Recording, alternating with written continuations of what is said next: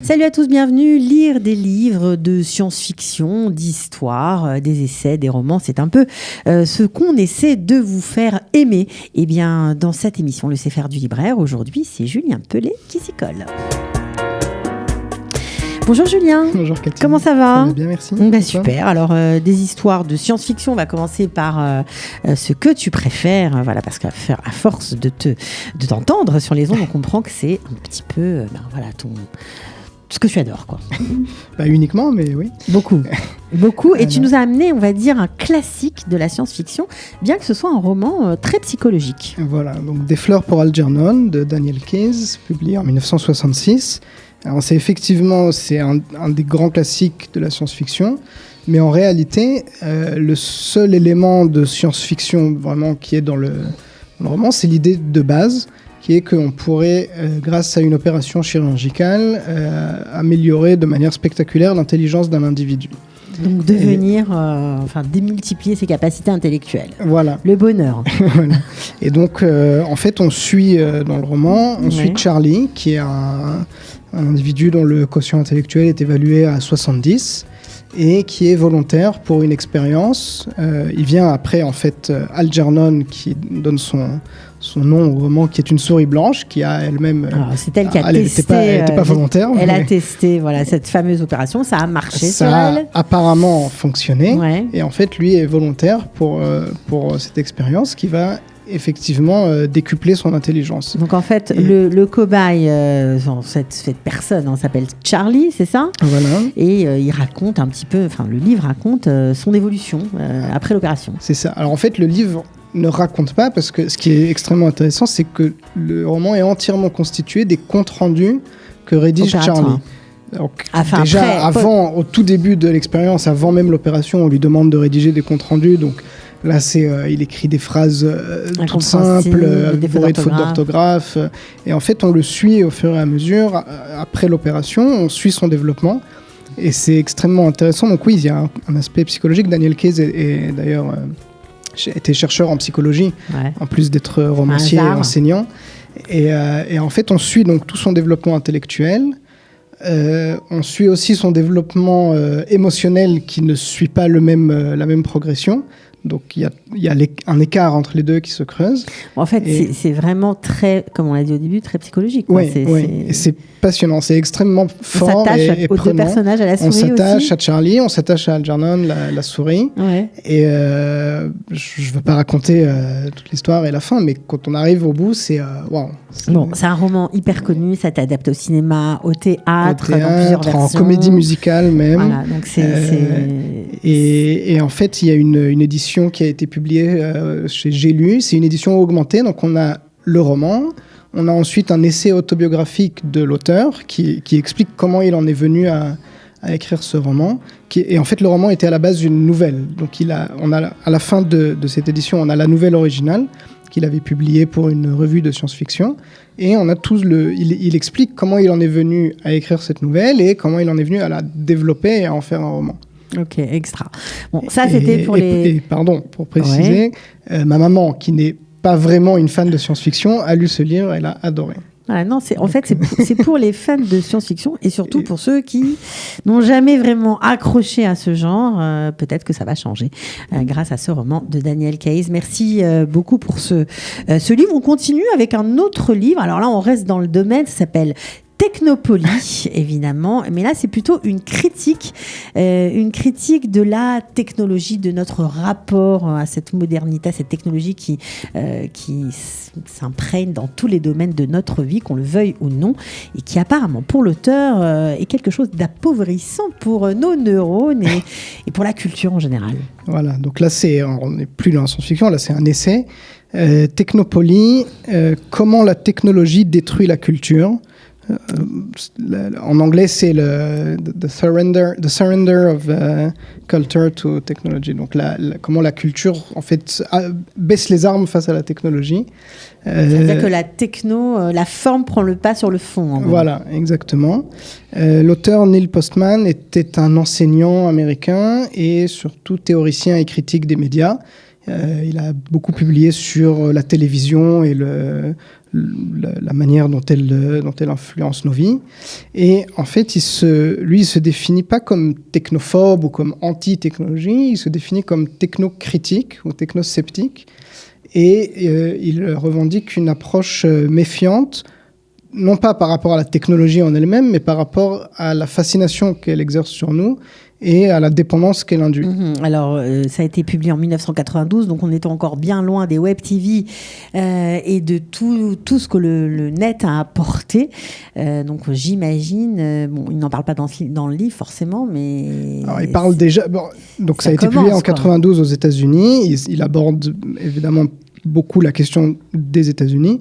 Mais c'est extrêmement actuel. Ça a été traduit en français ces derniers... Voilà, ça a été publié ces derniers mois.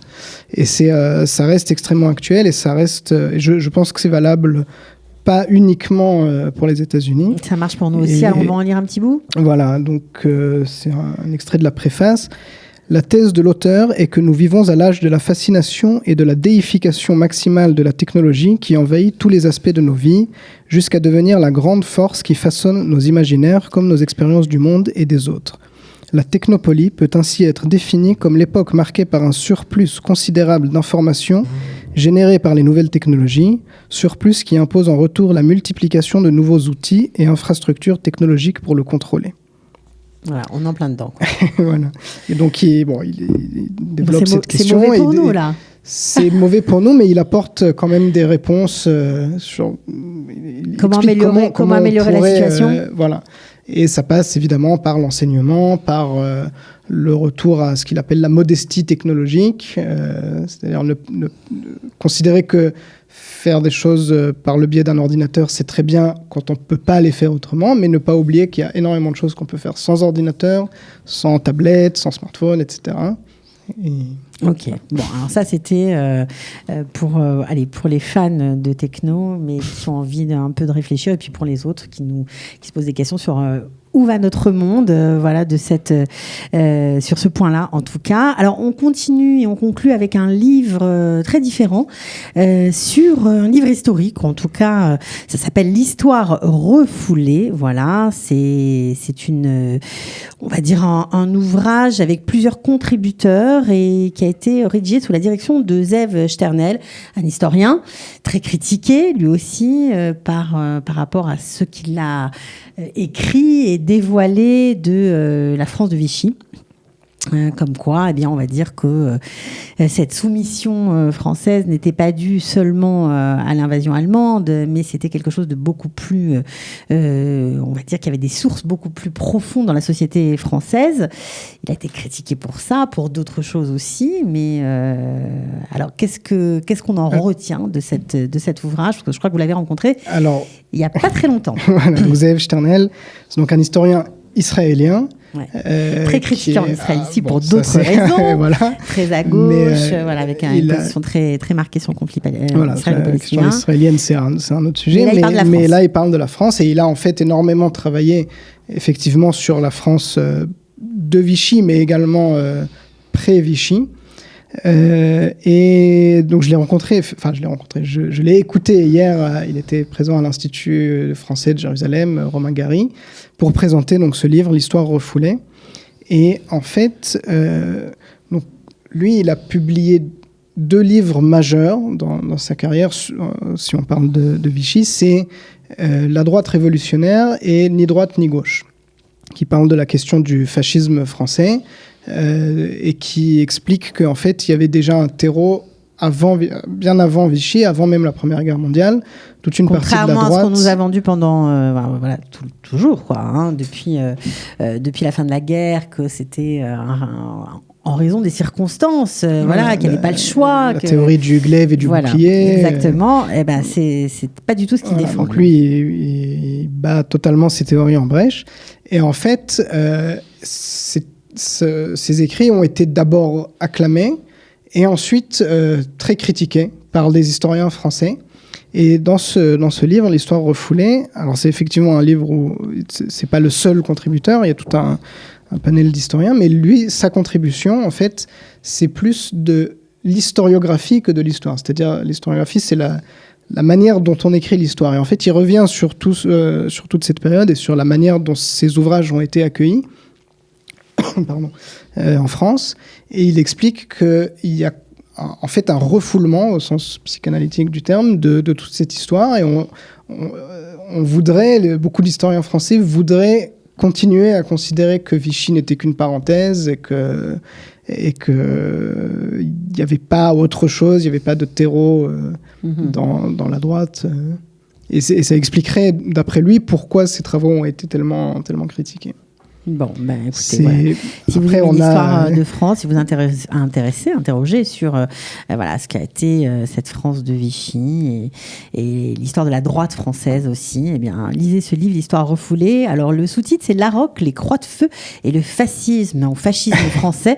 Ça vous donne un peu la direction de ce livre, l'histoire refoulée. Alors, après les livres, on va terminer avec les rendez-vous de la librairie Vice Versa, puisque chaque mois, vous recevez un auteur. On voudrait savoir qui vous allez recevoir cette semaine. Alors, c'est lundi prochain, 2 décembre. Nous recevons Liliane Limonchik et Raphaël Yerushalmi qui viennent présenter la revue À la page, qui est une revue culturelle israélienne en langue française, dont nous avons déjà parlé, je crois. On a eu le plaisir de recevoir ici aussi Liliane Limonchik. Liliane Limonchik, qui est directrice et fondatrice de la revue. Et Raphaël Yerushalmi, auteur connu israélien, qui contribue également à la revue. Ok, bon, donc on pourra aller voir à partir de quelle heure ? À partir de 19h, si je ne me trompe pas. Leur parler, signer les autographes.